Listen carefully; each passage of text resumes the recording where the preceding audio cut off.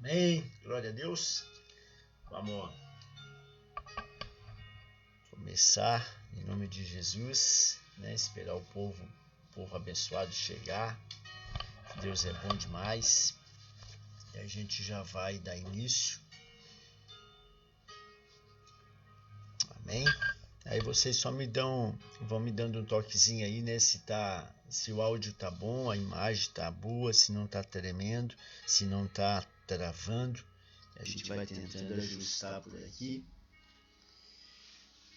Oi Joyce, oi Estela. Tudo bem? Oi Juninho. Gente, enquanto nós vamos entrando aí, pastor, hoje eu vou fazer tentar fazer um negócio que já faz umas 4 semanas que eu tô com vontade de fazer. Juninho, eu vou só me bota um ok ali se o som tá bom.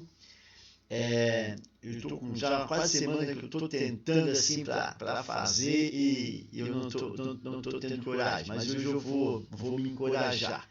Eu vou tentar abrir uma tela aqui, eu quero mostrar para vocês, porque a gente está falando muito na questão da...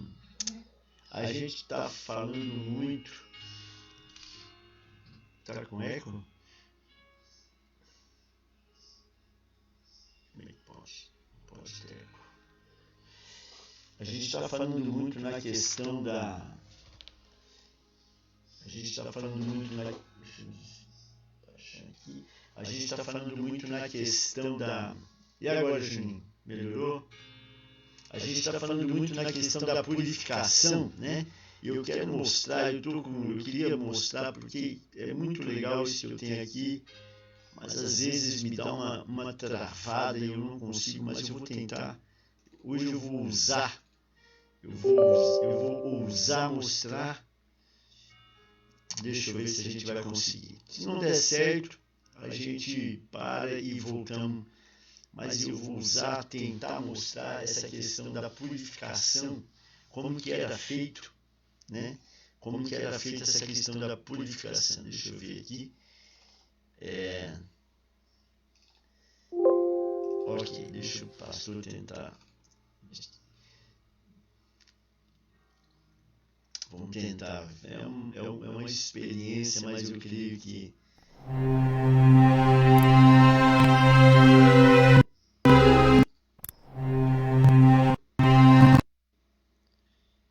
Vamos tentar ver se a gente...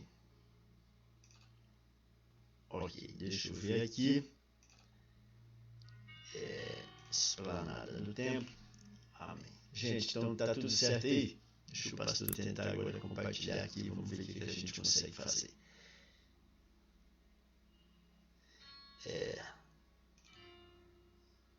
Ok, estão vendo aí?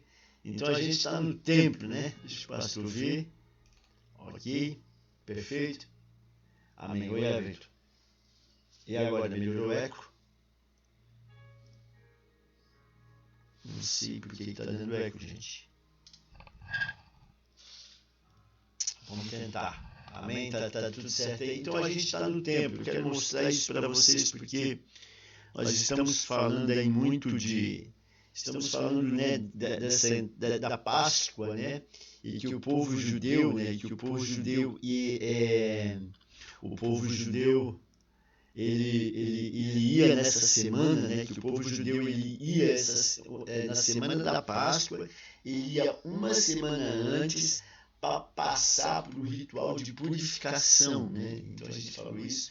Era essa festa de Páscoa, que foi onde na crucificação de Jesus, era uma das 3 festas onde afluía todo o povo da região para Jerusalém. Então Jerusalém ficava cheia de gente, né? Os peregrinos, né?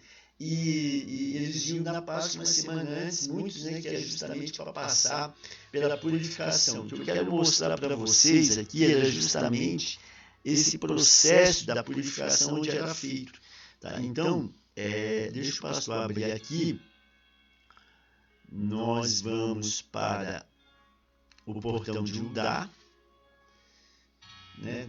Espero que vocês estejam.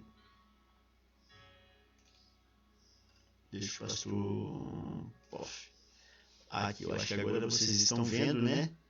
Estamos aqui, ó. Aqui são chamada. Aqui a gente está no templo. Deixa o pastor mostrar bem devagarinho.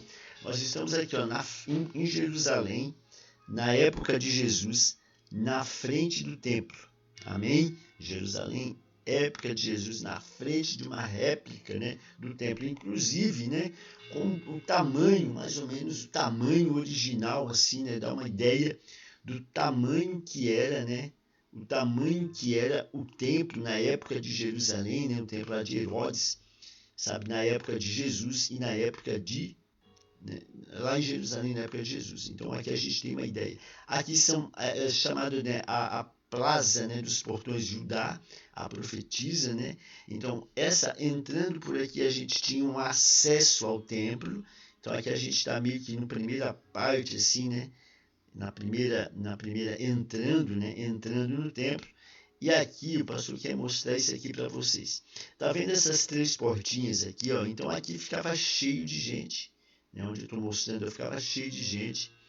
Essas 3 portinhas aqui, ó, né? O pastor vai tentar mostrar uma portinha dessa. Ó, essas portinhas aqui, ó, que nós não conseguimos entrar. Deixa nós entrar, ó. Nós vamos entrar numa portinha dessa, né? Vocês viram que eram 3 portinhas. A gente vai entrar numa portinha dessa.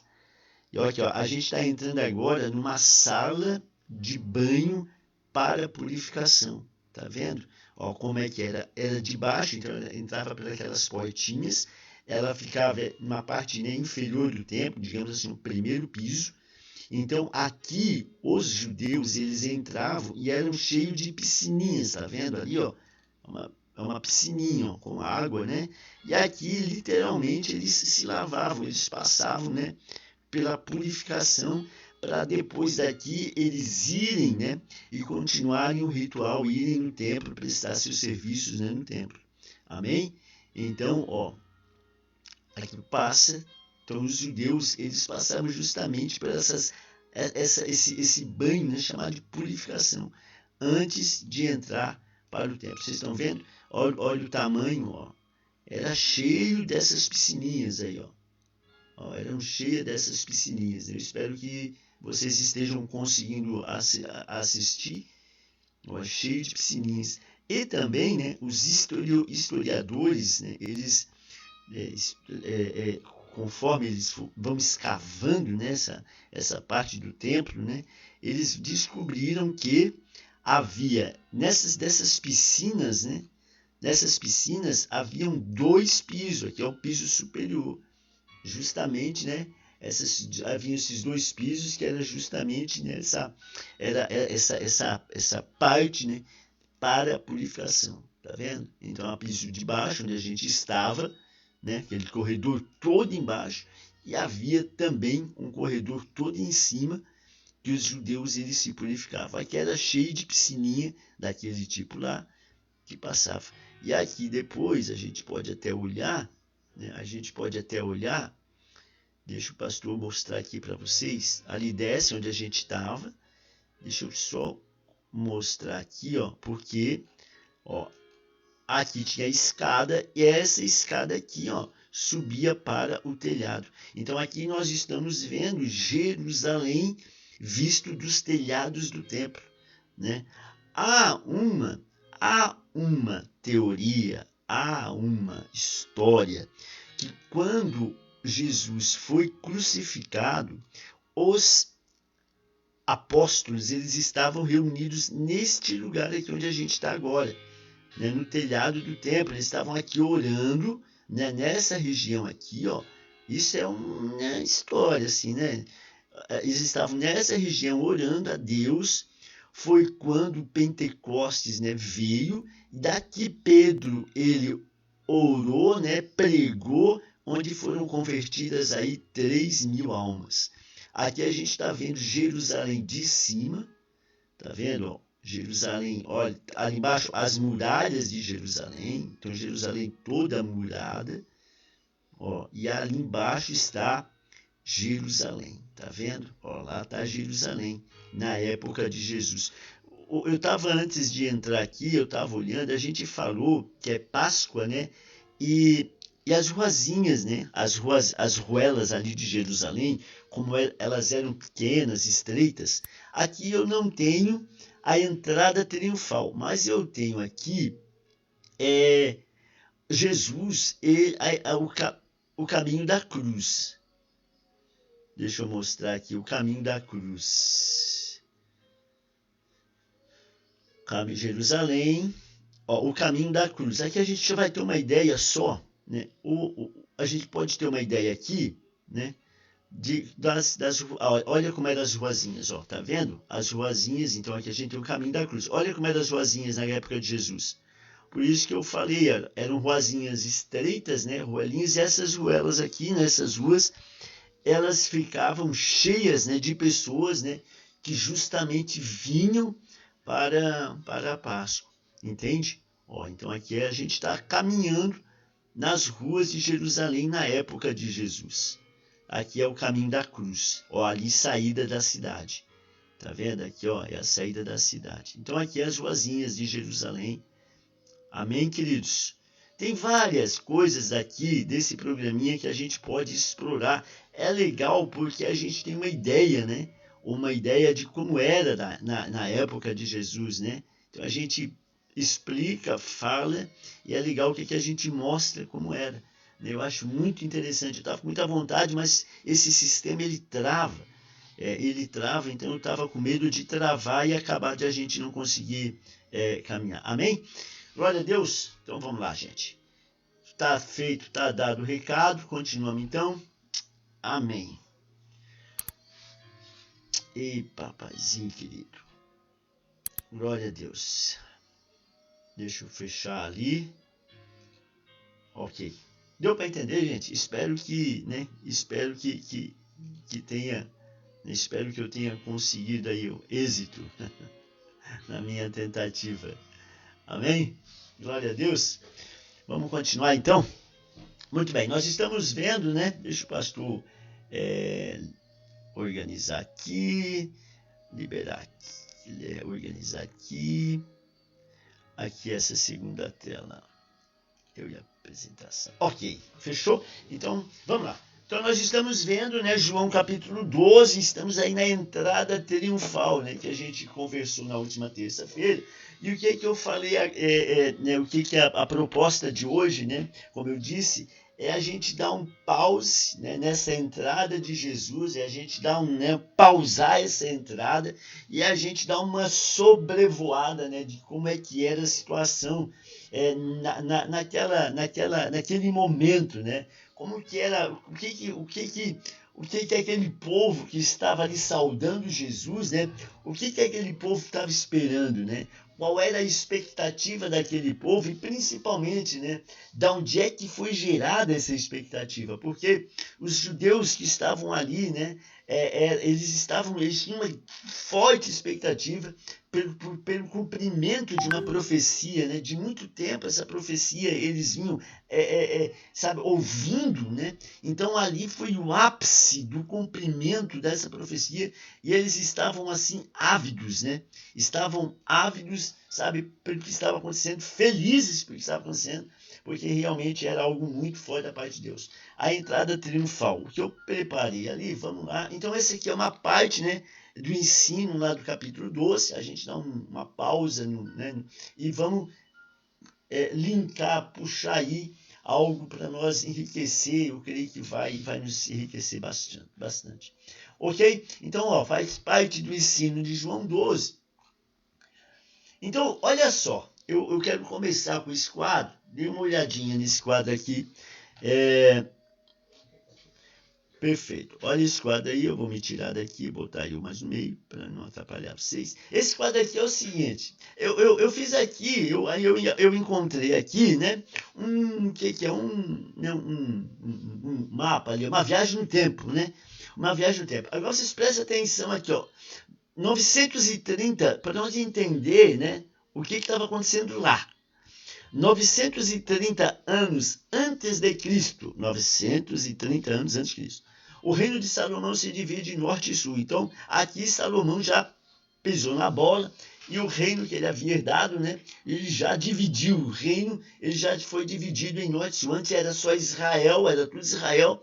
Aí depois ficou Israel, ficou Judá, né, o reino de Judá e Israel, né? Então, aqui houve a divisão. Aí depois da divisão eu quero vir aqui, ó. Em 722 a.C., a Assíria domina Israel e Judá fica ameaçado. Então a Assíria domina Israel e Judá está sob ameaça. Preste atenção.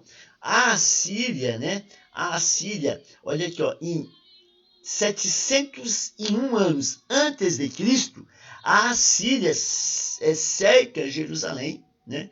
A Assíria cerca Jerusalém, né? E aqui, nesse período da Assíria, quando domina Israel, domina Jerusalém, o que acontece?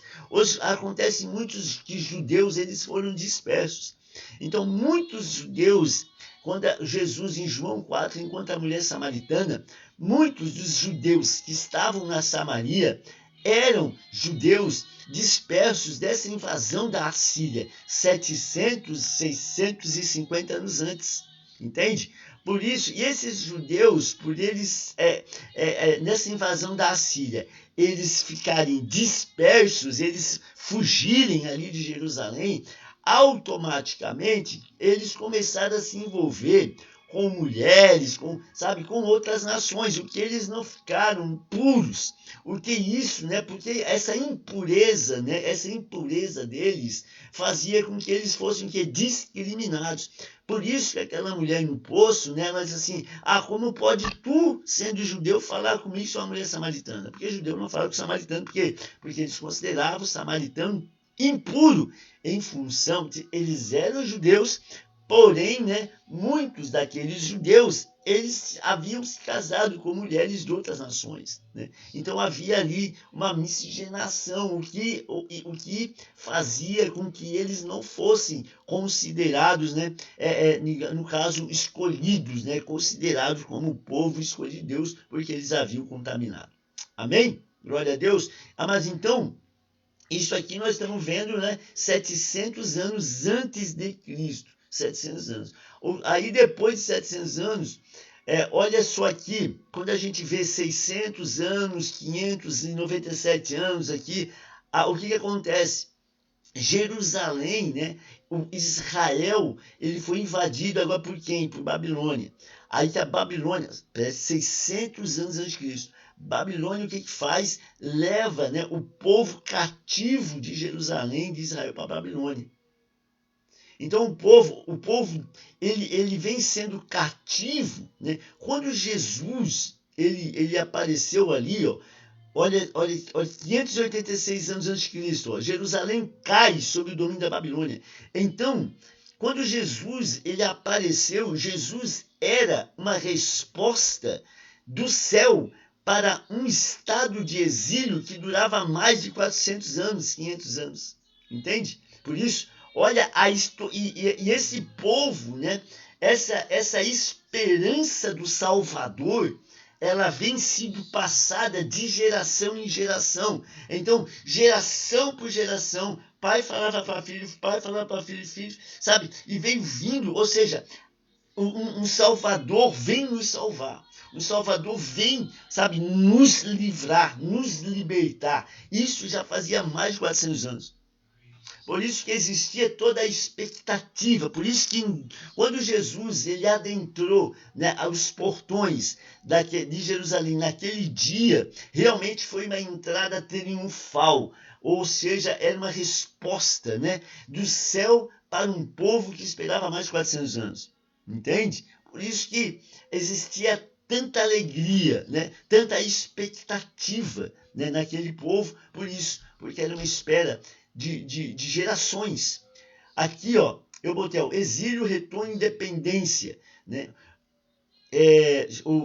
Convém a gente falar aqui, que depois, em 500 anos, o novo templo é terminado em Jerusalém. Depois, lembra o retorno, né, da Babilônia para Jerusalém. Com quem? Com Esdras, Neemias, aquela reconstrução dos muros, né?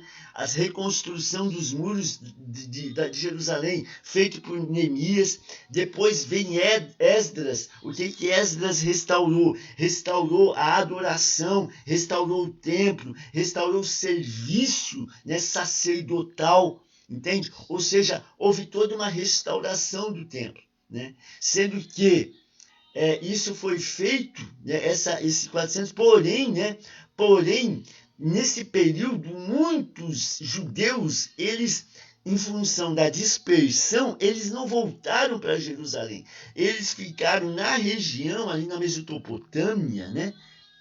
Eles ficaram montando, né, digamos, feudos, agrupamentos de judeus, e ali eles tinham a sinagoga, ali eles adoravam a Deus, sabe, ali só que longe do centro religioso que era Jerusalém. Então, todo em volta ali daquela região, Galiléia, Judéia, Samaria, do outro lado do Rio Jordão, então viviam com núcleos, né, núcleos de judeus, entende?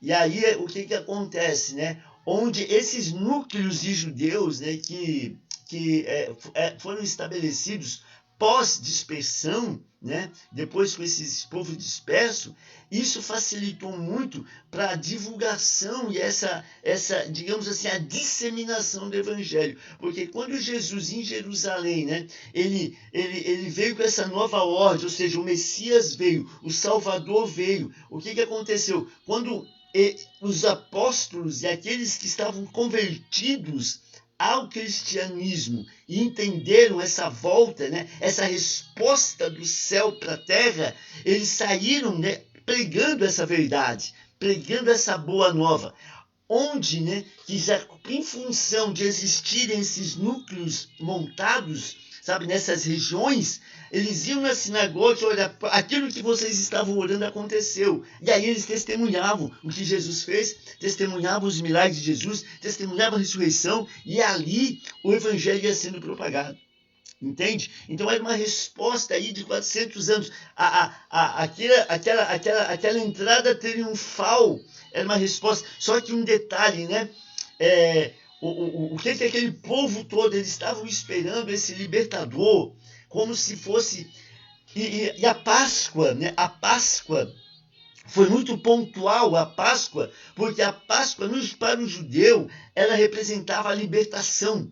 Eles estavam ali celebrando a libertação do povo que estava escravizado no Egito para a terra prometida. Então, ou seja, nesse tempo de libertação, eles tinham a expectativa do recebimento de um libertador, assim como Moisés libertou o povo, né, do domínio do Egito.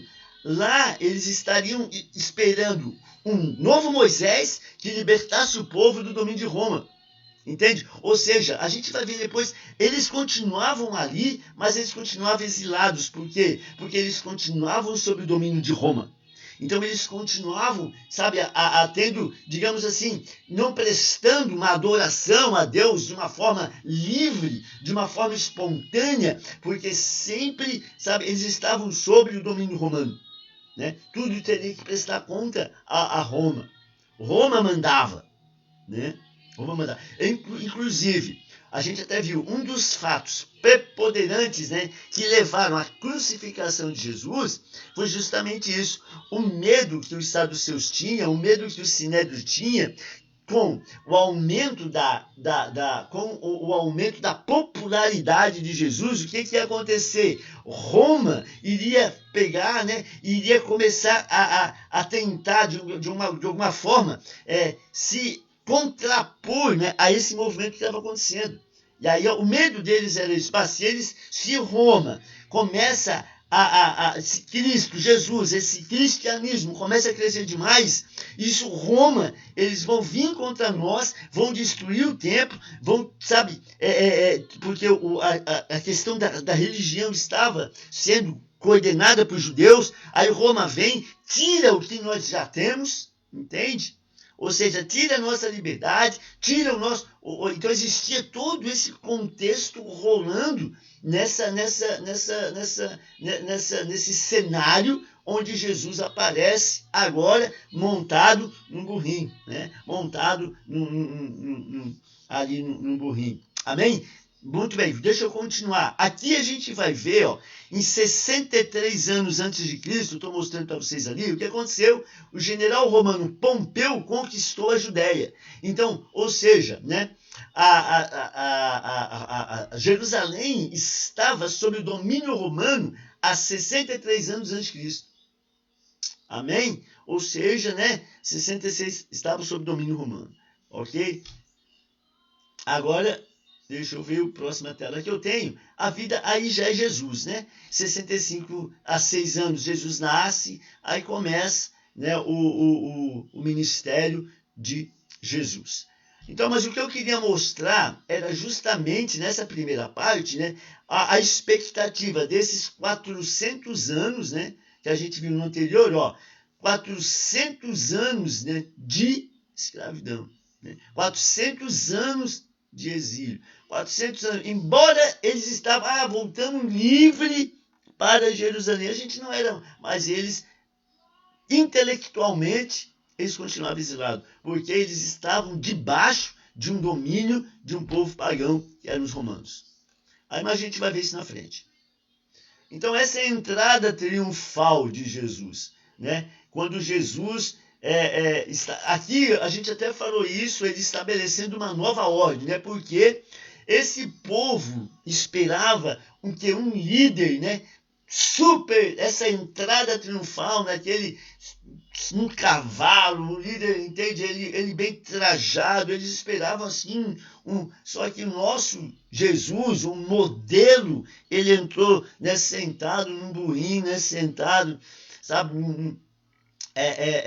e no jumentinho, né, mostrando, aí estabelecendo que, né, acima de tudo e o mais importante, ele passando uma mensagem, né?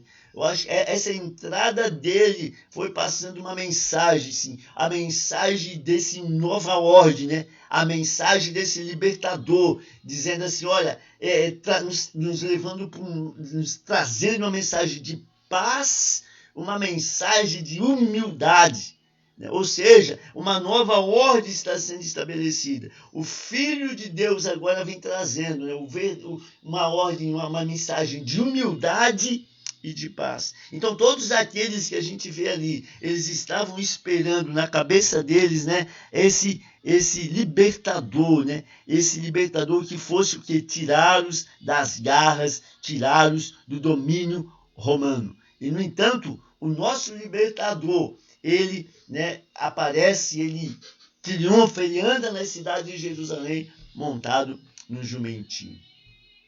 Amém, queridos? Glória a Deus, vamos continuar aqui. Bom, falei que era Páscoa, então era o ápice da festa do judeu, a Páscoa. Era um momento assim propício, porque até a gente falou terça-feira passada, né? Era a época onde eles estavam sacrificando, né? Sacrificando ali os seus cordeirinhos, simbolizando o cordeiro pascal que foi sacrificado lá por Moisés, pelo povo hebreu, quando da libertação para a terra prometida. Então, sabe, aquele cordeiro pascal, né? Que foi sacrificado lá pelos hebreus no Egito, o sangue dos umbrais colocado nas portas, né? O sangue colocado nos umbrais das portas protegiam o povo hebreu, né? Aqueles que estavam nas suas casas do espírito de morte. Amém? Então, era o ápice. Eles estavam nesse momento, né? Celebrando isso. E ali, naquela entrada triunfal, o que acontece? entra agora sim o Cordeiro de Deus, né? Aquele que também entra para ser o que? Sacrificado. Amém? Eu vou baixar um pouquinho o som, um minutinho só.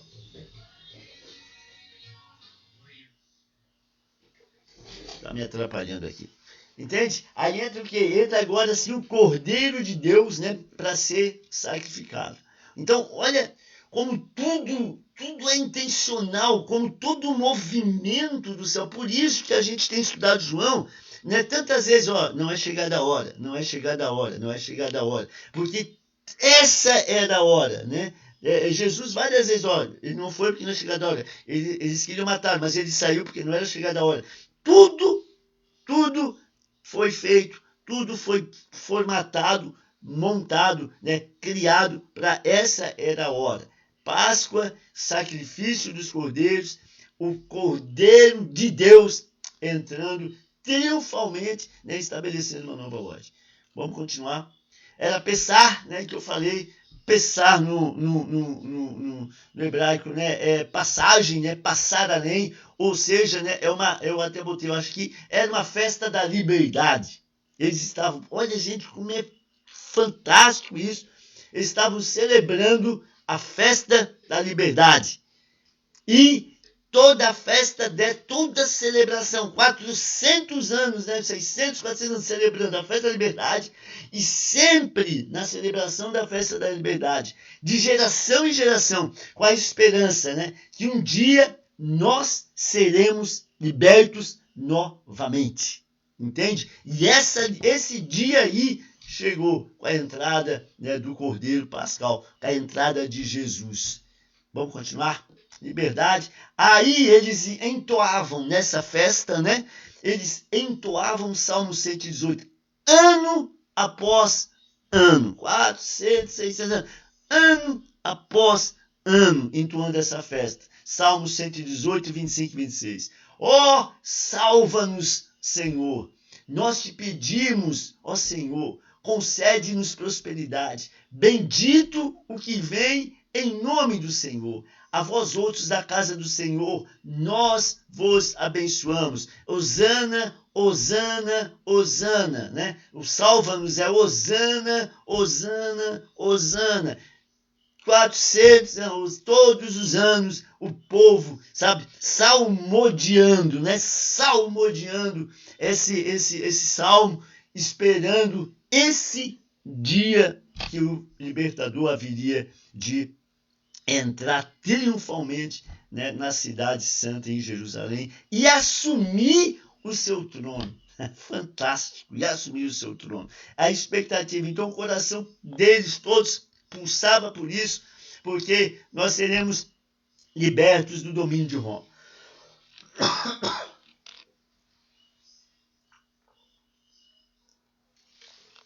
Amém? Tá dando para entender, gente? Vamos lá. Libertação, a libertação do povo do Egito, já falei, e agora nós estamos esperando, eles estavam esperando essa libertação do povo de Roma, ou seja, eles esperavam, ansiavam, oravam, salmodiavam, esperando esse libertador que estava entrando agora nas ruas de Jerusalém.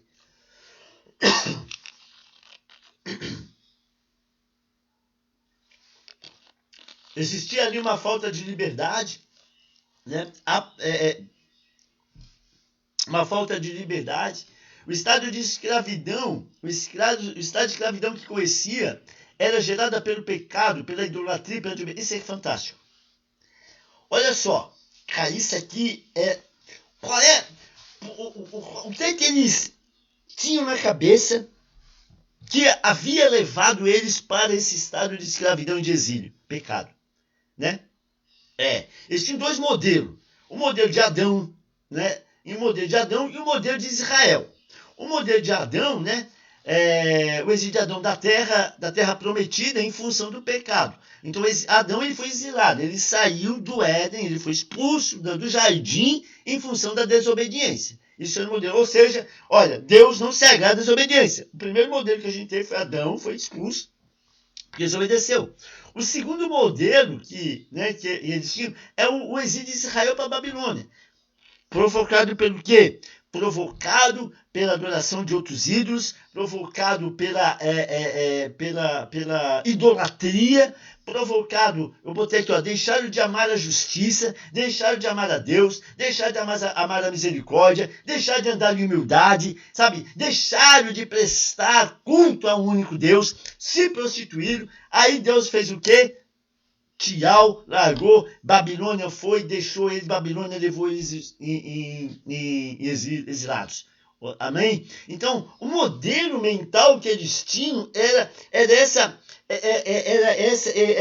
esse modelo, pecado que nos levou à desobediência, o desagravo, o descontentamento de Deus, a não obediência das Escrituras, a negligência em aplicar, em estudar a Torá. Então isso, na cabeça, aí é um divisor, porque muitos daqueles judeus que estavam ali, até por trás dos muros, onde a gente viu, né, por trás ali nas reuniões, ali nos seus concílios, muitos deles estavam lutando para defender uma verdade que eles defendiam, que era pregada essa defesa por anos e anos. Então existia um zelo pela verdade. Existia um zelo por não querer pecar novamente. Por quê? Porque havia a expectativa de Deus voltar. E quando esse Deus voltasse para libertá-los, eles precisavam estar no estado exatamente, sabe, agradável a Deus para serem libertos. Porque se esse Deus que os exilou há 400 anos atrás, em função do pecado, da idolatria, da desobediência, voltasse novamente e encontrasse essa mesma situação de desolação na terra, eles não iriam ser libertos. Então existia, como Paulo, como Saulo, existia esses fervorosos libertadores da verdade. Entende? Então Saulo muito provavelmente estava por aí, né? Mas só que o quê? Ele estava angustiado, porque ele estava vendo novamente, assim como tinha acontecido com outros casos, né? Mais um impostor. Essa era a verdade. Porque ele tinha medo, ele foi aprender um zelo pela verdade. Ele aprendeu um zelo, sabe? Um zelo pela doutrina. E quando ele deu voltar para não errar. Esse era o coração dele e de outros que estavam ali. Em contrapartida, existia aqueles que Jesus chamou. Vocês são o quê? Vocês são serpentes, né? Vocês são hipócritas. Existia os hipócritas que se aproveitavam da situação e aí, né, roubavam e aí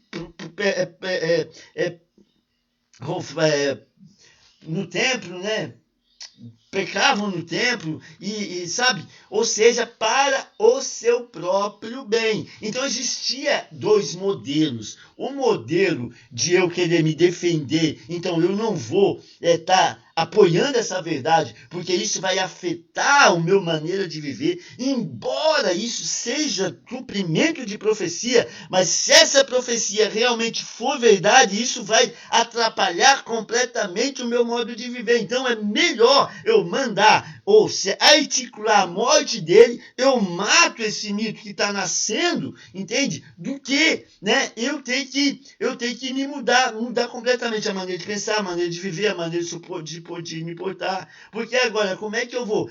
Até agora eu vivi pregando, eu vivi dizendo que o samaritano é impuro. Até agora eu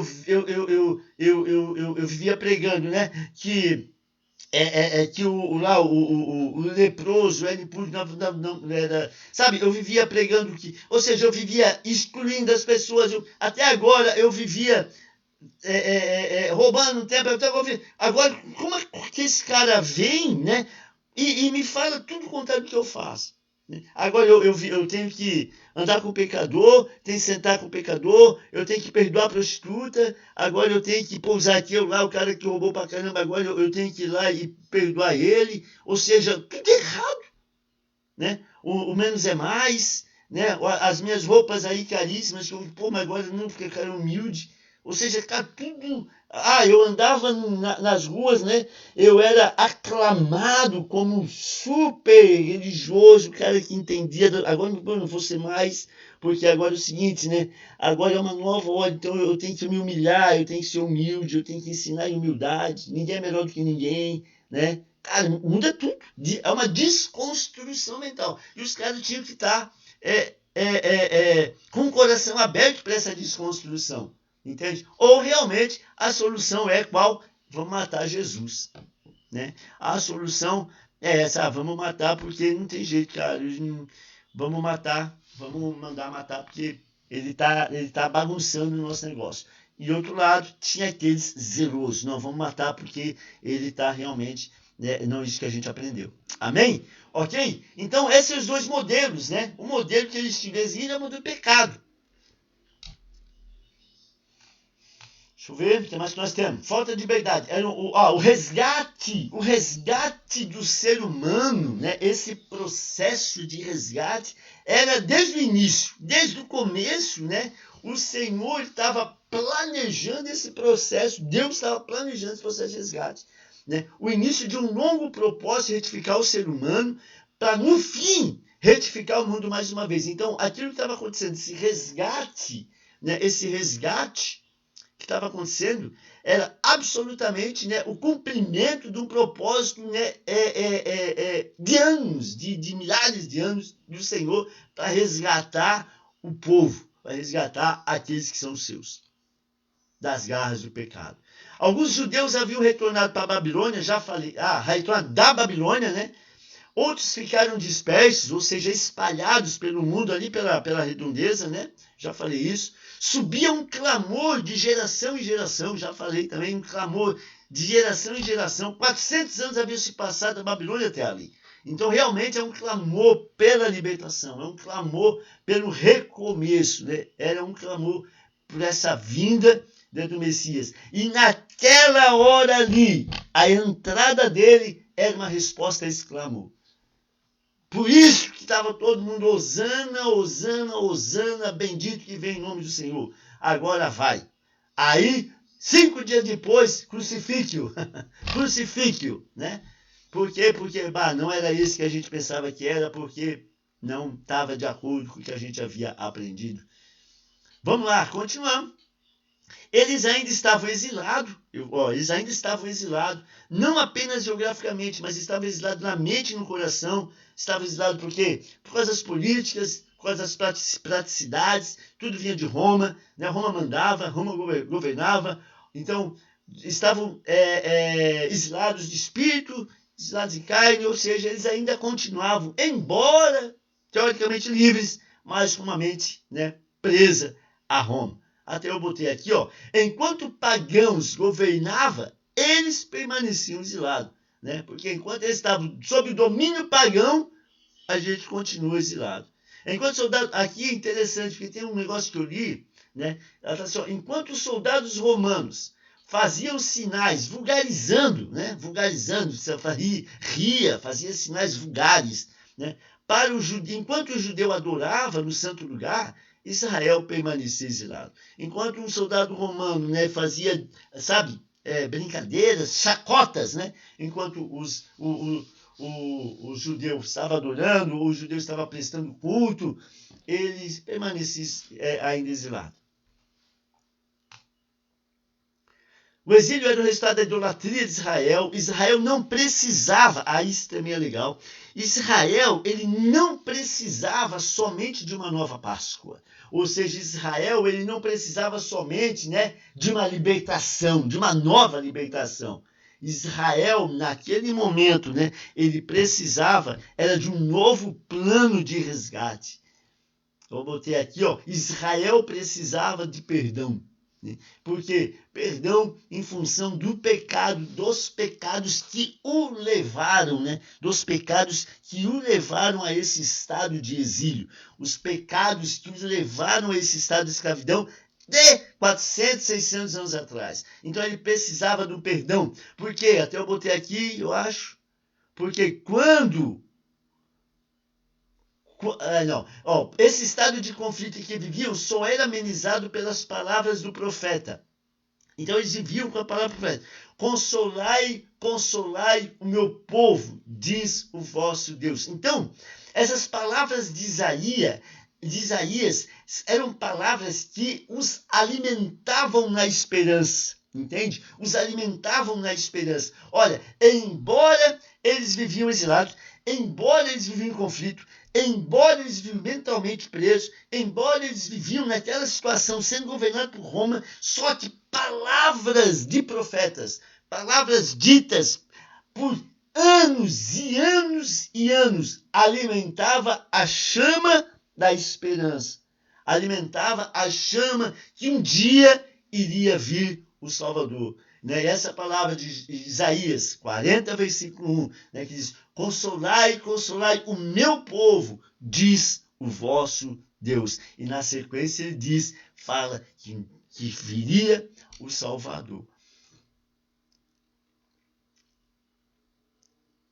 Quando o rei perdoa um criminoso, condenado ele é liberto. Então, quando o rei perdoa um criminoso condenado, ele é liberto. Por que eu falei lá em cima? O povo precisava do quê? De uma perdão. E quando o rei perdoa um criminoso, ele é liberto. Então, Deus perdoando o povo, o que é que ele seria? Se tornaria liberto. Essa era uma esperança antiga, já falei. Estamos revivendo aqui, né, uma cultura passada de geração que era coberta de esperança. Então, aquele povo estava coberta por essa esperança, que ouviram do vô, ouviram do pai, que ouviram do bisavô, aí foi ouvindo, até chegar ali. É agora, é nós. Entende? Esperança que por muito foi adiada, mas que nunca deixou de ser uma esperança verdadeira. Olha, que muito foi adiada, mas nunca deixou de ser uma esperança verdadeira. A promessa do retorno do Salvador. Amém? Então eles tinham essa promessa no coração. Eles viviam essa promessa, que o retorno do Salvador. Isso eles tinham no coração, essa promessa, que um dia isso iria acontecer. E aquele dia estava acontecendo. Aleluia. Promessas do retorno do Salvador. Eles estavam ancorados na palavra de Isaías 40, capítulo 40, versículo 4 e 5, e diz assim: todo o vale será exaltado, todo monte e todo outeiro será abatido. E o que é torcido se endireitará, e o que é áspero se aplanará. A glória do Senhor se manifestará, e toda a carne juntamente haverá, pois a boca do Senhor o disse. Ou seja, eram palavras que, sabe, que os alimentava de geração em geração. Sabe quando a gente fala na igreja? Gente, palavra, pega a palavra, pega e guarda a palavra, entende? Por quê? Porque essa palavra que a gente recebe nos alimenta. Essas palavras, por que a gente tem tanta? Vai para o culto, ouve a palavra, recebe a liberação, recebe, porque a gente sabe o valor que tem a palavra recebida. Entende? E isso não é historinha do pastor, isso é historinha da igreja, isso é historinha de Deus. Ou seja, esses homens e mulheres, eles só estavam linkados, né? Eles só estavam alinhados com aquilo que estava acontecendo, porque eles mantiveram a palavra, a chama da palavra acesa. Senão, se isso tivesse dispersado as ideias com o tempo, eles não estariam mais alimentados esperando o Messias, porque já fazia 400 anos. Entende? Então, eles tinham a palavra do profeta guardado. Isso alimentava. Isaías 52:8 diz assim: eis a voz dos teus atalaias, eles alçam a voz, juntamente exultam, porque olho a olho verá, quando o Senhor fizer Sião voltar.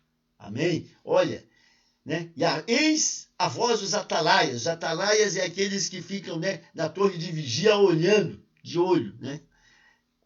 Eles alçam a voz, juntamente exultam, porque olho a olho verão, quando o Senhor fizer Sião voltar. E naquele dia, os atalaias, né, estavam vendo o Senhor, né, voltar a Sião. Amém? O Senhor entrar em Jerusalém. Era o cumprimento dessas promessas. Ezequiel 43, de 1 a 5. Então me levou à porta, a porta que olha para o caminho do Oriente. E eis que a glória do Deus de Israel vinha do caminho do Oriente, e a sua voz era como a voz de muitas águas. E a terra resplandeceu por causa da sua glória. E o aspecto da visão que tive era como da visão que eu tivera quando vim destruir a cidade. E eram as visões como as que eu tive junto ao rio Quebar. E caí sobre meu rosto. E a glória do Senhor entrou na casa pelo caminho da porta, cuja face está para o lado do oriente. E levantou-me o espírito e me levou ao átrio interior. E eis que a glória do Senhor encheu toda a casa. Então eram palavras que eles estavam ancorados no retorno dessa glória do Senhor para Israel. Vocês estão vendo? O que estava na cabeça daquele povo, né? A ebulição, a alegria, né? O que estava o ápice naquela festa de Páscoa. Portanto, as promessas da sua volta eram por muito tempo profetizadas e por muito tempo esperadas. Como o povo se preparava? Olha, o povo se preparava guardando a Torá, né? Guardando os ensinamentos. A Torá havia se tornado como um templo portátil. Tanto em Roma como na Babilônia, assim como na Grécia como no Egito, haviam seguidores do único Deus por toda parte. Por quê? Né? Com o advento ali que eu falei para vocês, da dispersão, né? Com o advento da dispersão, que o povo se espalhou em função, né? dessas guerras que eles passaram, né, e dessas invasões que eles tiveram que fugir, tiveram que se exilar. Então, com essas dispersões, o que aconteceu, né, o que eles tinham antes era o templo. Por quê? Isso é legal. Porque na mente do povo judeu, o templo é aquele elo de ligação céu e terra. Entende? O templo. A mente do judeu é assim. O que é o elo de ligação céu e terra? Então, céu e terra se encontram no templo. É o elo de ligação. Para a mente deles. Como eles tiveram que ser afastados do templo físico? O que é a Torá se tornou? Um templo portátil. Então, onde eles estavam, ali estava a Torá. Né? Então, eles podiam estar dispersos em várias regiões. Ali, Judéia, Galileia e Samaria, aquela região toda. Né? Eles podiam estar dispersos. Só que a Torá com eles. Ou seja, a Torá se tornou um templo portátil. Agora, esse templo portátil, né? Antes palavra, depois com Jesus, onde é que ele está? Nós somos esse templo. E Jesus tabernaculou sobre a terra, ele habitou em nós e hoje ele tabernacula sobre a terra através de nós. Entende? Só que naquele tempo lá, né, a Torá havia se tornado esse templo. Então, conexão céu e terra, Torá. Conexão céu e terra, templo. Agora, quando fala conexão céu e terra, eles também tinham modelos também que digamos assim, modelos que davam subsídios, né, referendavam, não sei se é a palavra certa, mas essa ligação céu e terra, essa verdade, ligação céu e terra, nós vamos ver em seguida. Amém? Então, ou seja, como a Torá havia, né, se espalhado com esses judeus da diáspora, ela se tornou ali um templo portátil que fazia ligação céu e terra, e eles procuravam ano após ano, geração após geração, né, cumprir a Torá. Vocês lembram, né, que aquela mulher samaritana fala, porque nós adoramos no nosso monte, que é o Monte Gerizim, né, e vocês adoram em Jerusalém, e vocês dizem que é lá o lugar de adoração. Aí o que é que Jesus diz? Mas vai vir um tempo que os verdadeiros adoradores não adoram nem do lado, nem do outro, eles adorarão o Espírito em verdade.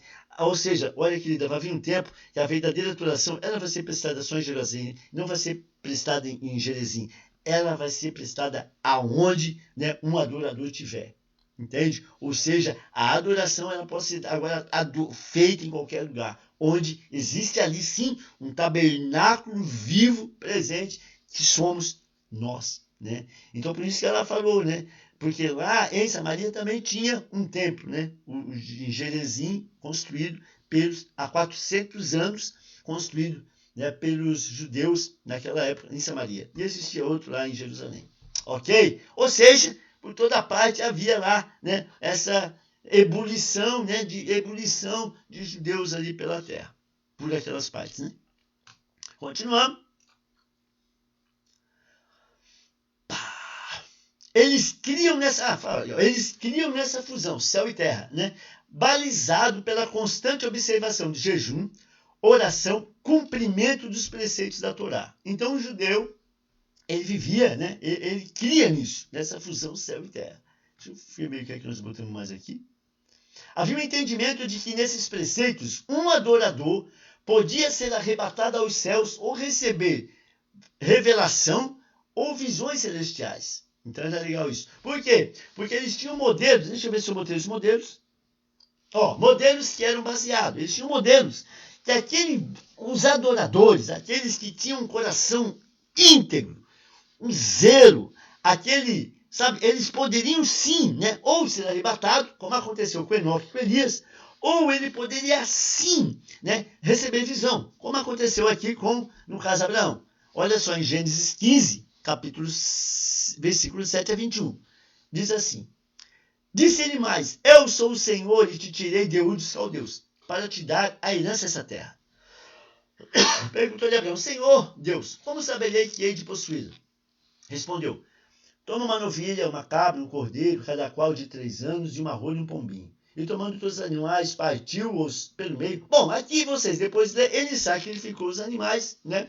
Assim como o Senhor havia ordenado. E aqui embaixo eu estou mostrando ali, a tua descendência dessa terra. Ou seja, havia essa promessa a Abraão, a tua descendência dessa terra, desde o Rio Egito até o Grande Eufrates. Então eles viviam na dependência e nessa promessa dessas terras ser dada a descendência de Abraão. Agora, detalhe, queridos, quando ele fala a tua descendência dê essa terra, quem era o descendente de Abraão? Porque ele não falou, né, as tuas descendências. Não, a tua descendência. A tua. Quando ele fala a tua descendência, é uma pessoa, essa pessoa é Jesus. Amém? Escreve aí para depois pesquisar. A tua descendência, essa descendência é Jesus. A tua descendência dessa terra. Existem outras referências bíblicas também que falam, né? Essa descendência de Abraão é Jesus. Se eu não me engano, está explicado no livro de Hebreus. O autor de Hebreus deixou isso claro também. A tua descendência. Então existia essa ideia, dessa verdade, dessa conexão céu e terra, desse abrir do céu e as pessoas, né, aqueles que são íntegros, a estarem nesse movimento, ouvindo o céu, sabe, e caminhando na terra. Ok? Deixa eu ver uma outra referência. Gênesis 28. Partiu Jacó de Berseba e seguiu para Arã. Tendo chegado ao certo lugar, ali passou a noite. Pois já era sol, pois tomou uma das pedras do lugar, fez o seu travesseiro, deitou ali mesmo para dormir. E sonhou. Eis posto na terra uma escada, cujo topo atingiu o céu, e os anjos de Deus subiram e desciam por ela. Amém? Olha só, Israel, Jacó, também teve essa visão. Detalhe, queridos, como eles tinham formatado na cabeça deles, nos estudos, que uma evidência de um homem em Deus, de ter essa ligação céu e terra, quando, por exemplo, Estevão, ao ser apedrejado, antes de ser apedrejado, o que ele viu? Eis que vejo o céu aberto. Quando Saulo ouviu Estevão dizer, eis que vejo o céu aberto, o que Saulo pensou? Entendeu? Uau, só assim, putz, ele também viu o céu aberto. Jacó viu o céu aberto. Então, eles tinham essa mentalidade, dessa fusão céu e terra. Então, quando Estevão não falou, eis que veio o céu aberto, ele não falou por nada. Ele falou porque estava se referenciando àquilo que eles consideravam como sendo um homem verdadeiramente de Deus. Entende? Ou seja, quando o homem é verdadeiramente Deus, o que acontece? O céu se abre. E ele vê. E foi o que? Agora, detalhe também. O que aconteceu com o próprio Saulo? Quando o Saulo indo para Damasco do cavalo, ele viu uma visão. As visões acontecem para quem? Para homens tementes a Deus. Então, o chamamento de Saulo para ser quem ele foi, né? Isso muito provavelmente, foi em função do próprio zelo que ele tinha pela palavra. Deus olhou, olha, aquele menino lá, ele tem zelo pela palavra. Aquele menino lá, ele mata para defender a palavra. Aquele mata por mim. Se ele faz isso por mim, imagina o que ele vai fazer, né? Quando ele conhecer a verdade. Eis que eu vou manifestar a verdade para ele. E Jesus pessoalmente se apresentou a ele e ele entendeu quem era Jesus. A partir daquele momento ele foi incendiado.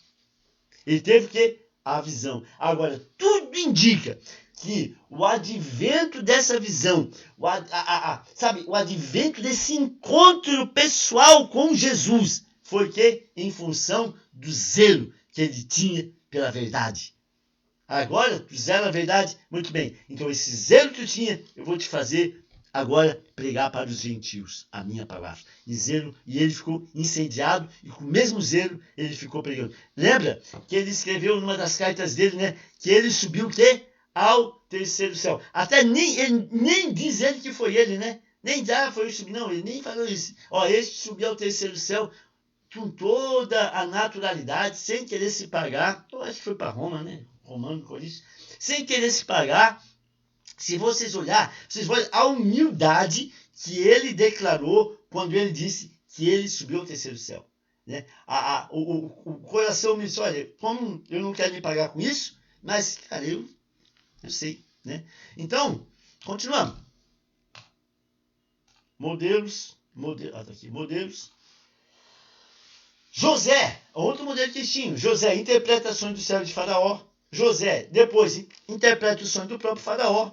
Ao chegar no momento, seus próprios sonhos de infância virar verdade. José também teve revelação, sonho de infância. E essas histórias, tudo eles sabiam. Eles estudavam, eles sabiam. Então, isso viraram realidade. O mesmo aconteceu com Daniel. Daniel também não interpretou sonho também. É meio igual. Então, esses caras alinhados com o céu, eles têm revelação, eles veem o céu aberto. E essa era a verdade, sabe? Essa era o que eles... Por isso que, quando ele curou o cego de nascença, até hoje ninguém fez isso.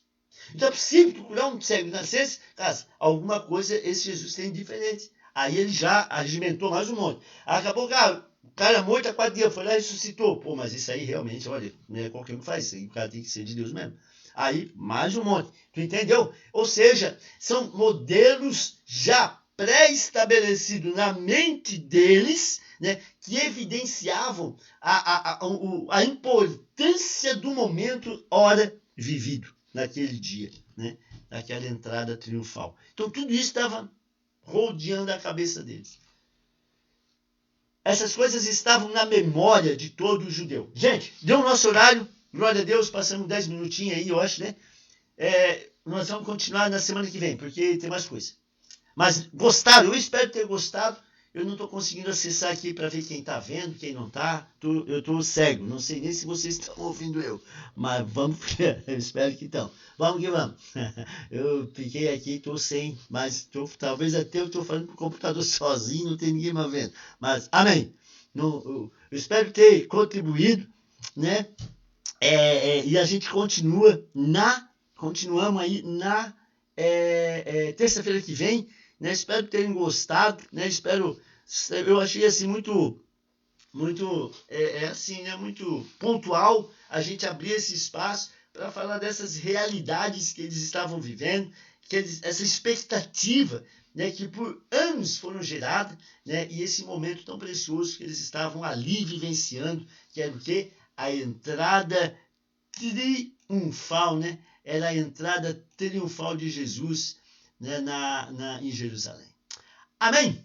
Deus abençoe a todos, queridos, que o Senhor, né, os encha de muito amor, encha de muita paz, né, os encha, né, e as anotações que vocês fizeram, vão atrás, estudem. Se tiver alguma pergunta, depois me manda no WhatsApp, né?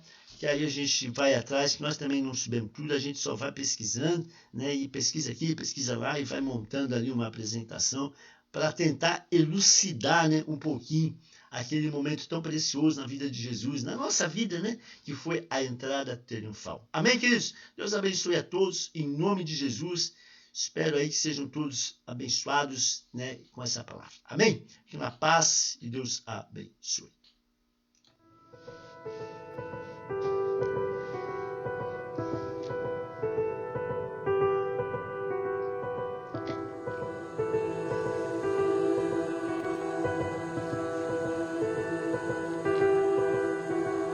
Вдруг сквозь